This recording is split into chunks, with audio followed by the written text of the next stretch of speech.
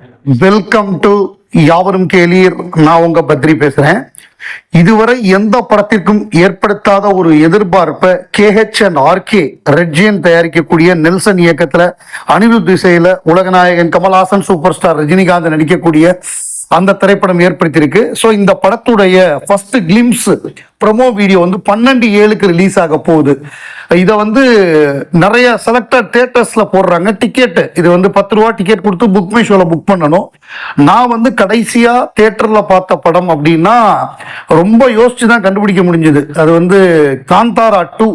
ஏன்னா இப்ப நம்ம ரொம்ப முக்கியமான படங்களுக்கு தான் தியேட்டருக்கே போறோம். வருஷத்துக்கு ஒரு 2 தடவை 3 தடவை அவ்வளவுதான் போறோம். ஏன்னா உலகநாயகன் படம் எதுவுமே வரல. அதனால போன வருஷம் அந்த காந்தாரா 2 பார்த்தேன் தியேட்டர்ல கடைசியா. அதுக்கப்புறம் தியேட்டருக்கே போகல. 2026 முதல் தடவையா இந்த கிளிம்ஸுக்காக தான் போறேன். ஸோ நேற்றே டிக்கெட் புக் பண்ணிட்டேன். அது வந்த உடனே இமீடியட்டா டிக்கெட்டை புக் பண்ணிட்டேன். ஏன்னா இதெல்லாம் ரொம்ப ரேர் அக்கேஷன். யூடியூப்லயே பார்க்கலாம். இருந்தாலும் இது ஒரு திருவிழா மாதிரி நமக்கு. இதெல்லாம் வந்து இன்னும் எவ்வளவு படங்கள் நடிக்க போறாங்க உலகநாயகனும் சூப்பர் ஸ்டாரும் அப்படின்னு நமக்கு தெரியாது. நம்ம கிடைக்கிற ஆப்பர்ச்சுனிட்டி எல்லாம் நம்ம வந்து கொண்டாடணும். ஏன்னா லிவிங் லெஜெண்ட்ஸ் அப்படிங்கும் பொழுது உலகநாயகனே நம்ம அவருடைய படம் அவர் சம்பந்தமா எதா இருந்தாலும் அதை நம்ம கொண்டாடணும் அப்படிங்கிறதுதான் நம்முடைய விருப்பம். ஸோ அதனால நிச்சயமா வந்தவனே புக் பண்ணியாச்சு. இன்னைக்கு 12/7 தியேட்டர்ல அதை போய் பார்த்துட்டு அதுக்கப்புறம் வந்து அது சம்பந்தமா நம்ம பதிவு பண்ணலாம். அது ஒரு பக்கம் இருக்கட்டும். பட் அதோடைய எதிர்பார்ப்பு, அதை பார்க்க போறோங்கிற எதிர்பார்ப்பே மிகப்பெரிய லெவலில் இருக்கு. ஏன்னா 80s அவங்கெல்லாம் வந்து அந்த விண்டேஜ் ரெட்ரோ கெட்டப்ல வரப்போறாங்க அப்படின்னு தான் சொல்றாங்க. 80s ஸ்டைல்ல ஒரு மாதிரி டிஸ்கோன்னு வருவாங்கன்னு நினைக்கிறேன். ரெட்ரோ ஸ்டைல்ல அந்த வாட்ச், கையில கட்டியிருக்கிற வாட்ச், அந்த அந்த ட்ரெஸ்ஸு, அந்த காரு, அந்த கோலிவுட் இப்போ விண்டேஜ் கார் ஒன்று போடுறாங்கல்ல, ஓப்பன் காரு, அந்த மாதிரி கார்ல தான் வரப்போறாங்கன்னு நினைக்கிறேன். இது வந்து தமிழ்நாடு ஃபுல்லா நிறைய தியேட்டர்ல போட்டிருக்காங்க. இன்னும் முக்கியமான தியேட்டர்லாம் 2 ஷோலாம் போட்டிருக்காங்க. ஸோ அந்த ஒரு தியேட்டர் ஷோ ஃபுல்லாகி அடுத்த ஷோலாம் போட்டிருக்காங்க. ஏன்னா இது வந்து ஒரு 3 நிமிஷம் 49 செகண்ட் தான். ஸோ இதை பொறுத்தவரைய ஃபர்ஸ்ட் அனௌன்ஸ்மெண்ட் அப்படிங்கிறது வந்து 7/12 வந்துச்சு. அதாவது நவம்பர் 7 உலகநாயகன் பிறந்தநாள், நவம்பர் 12 அப்படிங்கிறது வந்து ரஜினிகாந்த் அவர்களுடைய பிறந்த நாள் 12/12. அப்புறம் அடுத்த நாள் வந்து 12/7 வந்தது. ஸோ அது அப்புறம் இந்த இதோடைய இந்த KH&RK ரீயூனியன் அப்படின்னு தான் அவங்க போடுறாங்க. 47 ஆண்டுகளுக்கு பிறகு மீண்டும் ஒன்று சேர்றாங்க. அந்த ரீயூனியனுடைய கிளிம்ஸ் வந்து 3 நிமிஷம் 49 செகண்ட். 3 4 7 3 9 12. ஸோ எல்லாமே கரெக்டா மேனேஜ் பண்ணியிருக்காரு நம்ம நெல்சன். கமல், ரஜினி, MGR, சிவாஜி இவங்களுக்கு வித்தியாசம் இருக்கு. MGR, சிவாஜி 2 பேரும் சேர்ந்து நடித்தது ஒரே ஒரு படம் தான், கூண்டுக்கிளி. அந்த படம் வந்து கமர்ஷியலா பெரிய வெற்றி பெறல. அந்த படம் நான் பார்த்திருக்கேன். அதுல எப்படின்னா MGR கதாநாயகன், சிவாஜி வில்லனா வருவாரு. அந்த வில்லனா வரக்கூடிய கேரக்டர் தான் பயங்கரமா டாமினேட் பண்ணும். அது முழுக்க முழுக்க சிவாஜி படம் மாதிரி தான் இருக்கும். அதனால அந்த படம் தியேட்டர்ல பெரிய கலாட்டாவாகி அந்த படம் ஓடல. ஏன்னா அவங்க 2 பேர் ரசிகர்களும் எதிரிகளாவே பழக்கப்பட்டார்கள். ஒரே ஒரு படம் தான் சேர்ந்து பண்ணாங்க. பட் கமல், ரஜினியை பொறுத்தவரை அவங்க ஏராளமான படங்கள் சேர்ந்து நடிச்சிருக்காங்க. கமல் பெரிய கதாநாயகனாக இருக்கும்போது ரஜினிக்கு வந்து நிறைய வளர்த்து விட்டார் ரஜினியை. அந்த நன்றி கடன் எப்பொழுதுமே ரஜினிக்கு இருக்கும். ரஜினி தான் விரும்பி கேட்டது ஒரு படம் நம்ம சேர்ந்து பண்ணணுங்கிறது வந்து இது ரஜினியுடைய விருப்பம்.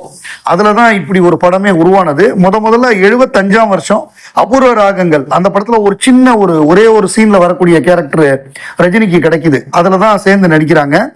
அதுக்கப்புறம் 76 வந்து அந்துலேனி கதா. இந்த அந்துலேனி கதாங்கிறது வந்து அவளொரு தொடர்கதையுடைய தெலுங்கு பதிப்பு. அதுல வந்து அந்த குடிகார ஜெய்கணேஷ் கேரக்டர்ல ரஜினிகாந்த் நடிக்க வச்சாரு பாலச்சந்தர். அப்புறம் 3 முடிச்சு படம். இது வந்து ரஜினிக்காக கமல் வந்து ஒரு கேமியோ பண்ணாரு. அதாவது கமல் சாகிற மாதிரி கேரக்டர். ரஜினியை வளர்த்து விடுறதுக்காக ஒத்துக்கிட்ட கேரக்டர். வேற யாருமே ஒத்துக்க மாட்டாங்க. ரஜினி அந்த இடத்துல இருந்திருந்தா கமலுக்காக நடிச்சிருப்பாரா அப்படிங்கிறது எனக்கு சந்தேகம் தான். கமல் பெரிய மனதோட ஒத்துக்கிட்டாரு. அதுக்கப்புறம் வந்த படங்கள் அப்படின்னு பார்த்தோம் அப்படின்னா அவர்கள் 77 வந்த படம்.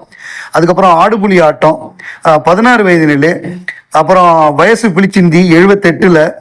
அப்புறம் அதே 78 இளமை ஊஞ்சல் ஆடுகிறது, 78 அவல படித்தான், அப்புறம் தப்பு தாளங்கள் 1978, நினைத்தாலே நிற்கும் 79, அலாவுதீன் அற்புத வழக்கம் 79, நட்சத்திரம் படம் வந்து ஸ்ரீபிரியாவோட சொந்த படம். ஸ்ரீபிரியாக்காக 2 பேரும் நடிச்சாங்க. ரஜினி தனியா வருவாரு, கமல் தனியா வருவாரு. ஆனா 2 பேரும் ஒரே படத்துல வேலை பார்த்திருப்பாங்க. அப்புறம் தாய் இல்லாமல் நான் இல்லை. இது வந்து 79 வந்த படம். இதுல ஒரே ஒரு ஃபைட்டு கமலுக்கு ரஜினிக்கு வரும், ஒரு சின்ன ரோல் பண்ணியிருப்பாரு. அப்புறம் உருவங்கள் மாறலாம், இது 83 வந்த படம். இது வந்து ஒய்ஜி மகேந்திரனுடைய 100வது படம். அதுல 2 பேரும் சேர்ந்து நடிச்சிருப்பாங்க. கமல கடவுளா நடிச்சிருப்பாங்க. கமல், சிவாஜி, ஜெய்சங்கர், ரஜினி எல்லாமே நடிச்சிருப்பாங்க. இதுல காமனுக்கு காமன் ஒரு சாங்கும் உலகநாயகனுக்கு உண்டு. தில்லுமுள்ளு 81, அதுல ஒரே ஒரு காட்சி, கடைசி காட்சிக்கு வருவார் கமல், சாருஹாசன்ங்கிற பேர்ல வந்து. அது செம காமெடியா இருக்கும் அந்த ஒரு காட்சி. அந்த படம் கமல் தான் எடுக்கிறதா இருந்தாரு. அதுக்கு முன்னாடி கவிதாலயா வந்து ரைட்ஸ் வாங்கி அவங்க எடுத்துட்டாங்க. அதுக்கப்புறம் கிராஃப்தார் 85, அது ஒரு சீன் வருவார் ரஜினிகாந்த், அது கமல் தான் கதாநாயகன். ஸோ இதெல்லாம் சேர்ந்து நடிச்சிருக்காங்க. இப்போ வந்து இந்த படம் நெல்சன் டைரக்ட் பண்ணக்கூடிய படத்துல 2 பேரும் சேர்ந்து நடிக்க போறாங்க அப்படிங்கிறது சந்தோஷமான விஷயம்தான். இன்னைக்கு உலக தாய்மொழி தினம், பிப்ரவரி 21. எதனால வந்து இன்னைக்கு உலக தாய்மொழி தினமா நம்ம கொண்டாடுறோம் அப்படிங்கிற ஒரு ஹிஸ்டரி பார்த்தோம் அப்படின்னா, 1952-53 காலகட்டத்தில் டாக்கால இருக்கக்கூடிய அந்த பங்களாதேஷ் டாக்கால இருக்கக்கூடிய யூனிவர்சிட்டி ஸ்டூடெண்ட்ஸ் அங்க வந்து எப்படின்னா, பங்களாதேஷ் வந்து பாகிஸ்தானோட சேர்ந்து இருந்தது, ஒன்னா இருந்தது, ஒரே நாடா இருந்தது. நம்ம பிரிச்சு கொடுத்தப்ப பங்களாதேஷ் வந்து பாகிஸ்தானோட தான் இருந்தது, தனி நாடா பிரியல. இப்ப என்ன பிரச்சனைன்னா, மொழியினாலதான் பிரச்சனை. அதாவது அவங்க வந்து உருது தான் ஃபர்ஸ்ட் லாங்குவேஜ்னு சொன்னாங்க. இங்க இருக்கக்கூடியவங்க எல்லாம், கிழக்கு வங்காளத்துல இருக்கக்கூடியவங்க எல்லாருமே வங்க மொழி பேசுறவங்க, பெங்காலி பேசுறவங்க. ஸோ எங்க மொழிக்கு முக்கியத்துவம் கொடுக்கணும்னு சொல்லி அவங்க போராட்டத்தில் ஈடுபட்டு அந்த யூனிவர்சிட்டி ஸ்டூடெண்ட்ஸ் எல்லாம் அந்த ராணுவம் சுட்டு கொண்டாங்க. அதனால அவங்க பண்ண தியாகம், அதனால இந்த தினம் வந்து உலக தாய்மொழி தினமாக, அந்த பெங்காலிஸ் பண்ண அந்த ஹிந்தி பெங்கால் உருது எதிர்ப்பு போராட்டம் தான், உருது திணிப்பு போராட்டம் தான் மிகப்பெரிய அளவுல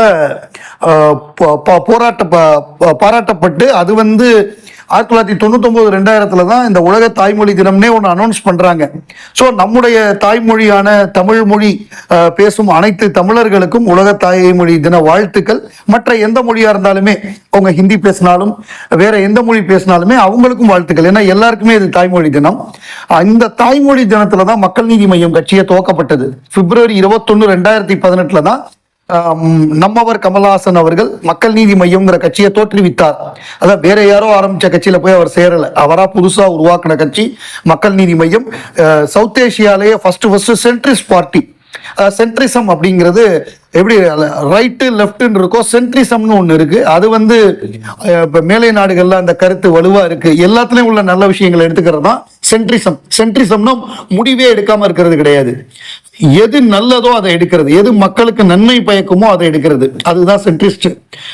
ஸோ அந்த பாலிசியை அடிப்படையாக கொண்டு செயல்படும் ஒரே கட்சி. ஸோ இன்னைக்கு வந்து எல்லா தலைவர்களையும் ஒரே மேடையில ஏத்துறாரு. மக்கள் நீதி மையத்துடைய 9ஆம் ஆண்டு துவக்க விழா இன்னைக்கு. அதுல வந்து மதுரையில காந்தி மியூசியத்துல இருக்கு, காந்தி அருங்காட்சியகத்துல ஒட்டுமொத்த திமுக கூட்டணி தலைவர்கள் எல்லாத்தையுமே கூப்பிடுறாரு. அவர் அந்த இன்விடேஷன் அடித்த பொழுது தேமுதிக அந்த கூட்டணியில வரல. அநேகமா தேமுதிகல இருந்து சுதீஷை கூப்பிடுவாங்கன்னு நினைக்கிறேன். அதுக்கப்புறம் நடந்த விஷயம் அது. 2 நாளைக்கு முன்னாடி தான், இவங்க முன்னாடியே பிளான் பண்ணிட்டாங்க. முதல்வர் ஸ்டாலின், அப்புறம் வைகோ, அப்புறம் செல்வ பெருந்தகை, எல்லாமே திருமாவளவன், எல்லா பெரிய அந்த கூட்டணி கட்சி தலைவர்கள், முஸ்லீம் லீக், தமமு எல்லாமே கலந்துக்கிறாங்க. ஸோ ஒரு பெரிய கூட்டமா இது இருக்கும். மக்கள் நீதி மையத்துக்கு நம்முடைய வாழ்த்துக்கள்.